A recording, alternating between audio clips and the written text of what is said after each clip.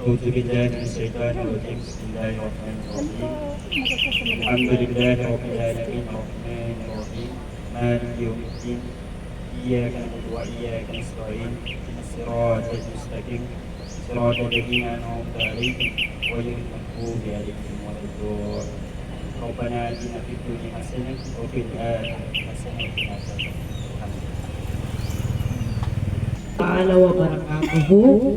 So, bago tayo mag-start, I would like to congratulate the Sigay ng Kababaihan SLP. Congratulations, ma'am.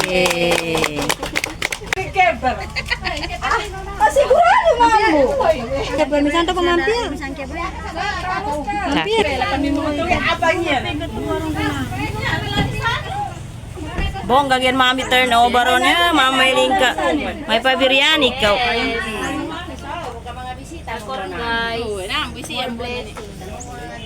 Waalaikumsalam.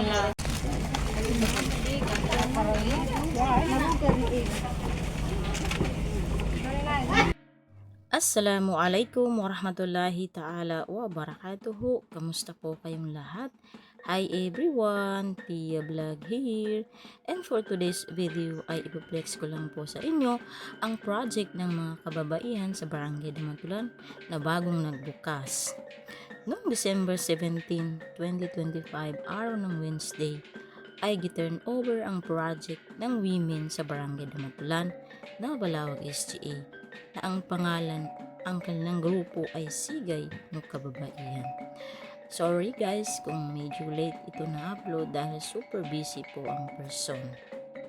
So niya store na adansal kanila ni Mamis, kapi, ndo, mga bagas. No pamanin, kagalini ka na bagutang na ayon sa kanila ay open daw ang utang pero kailangan magbayad sa exact na nabasadan. No pamanin kan sa mga pagalitan no, abang ngawid na adan sal kanilan sa mga fertilizer. So mga sulod tanusan abang ngawid na siya kanudin, pamasa kanudin siya ka-affordable i-price nin and negotiable. No, pamanin mo kadalapan pakabayad no na again and again kapakayang kumbun abagutang ngaya, okay?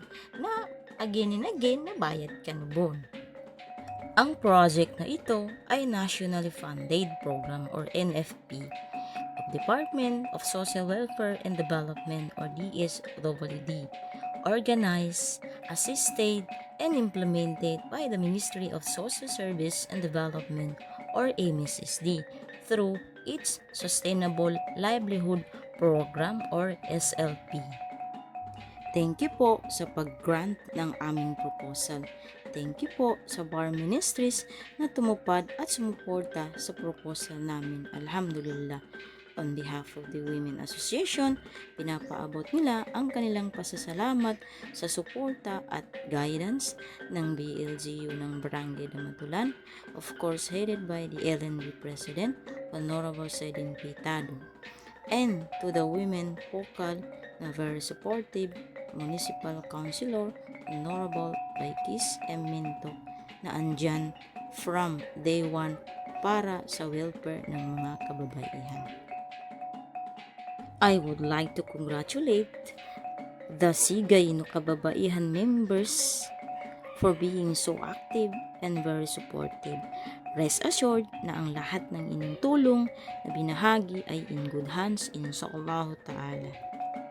Konting background lang ho, ang aming association ay dumaan sa proseso, hindi naging madali bago namin ito natanggap.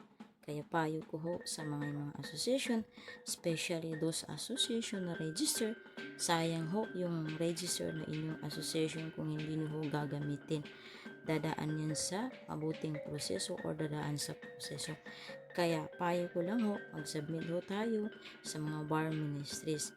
Hindi po tayo ang naghahanap dahil hindi sila ang naghahanap ng mga association. Paano po nila malalaman kung may mga association na register kung hindi ho tayo magsasubmit ng mga proposals.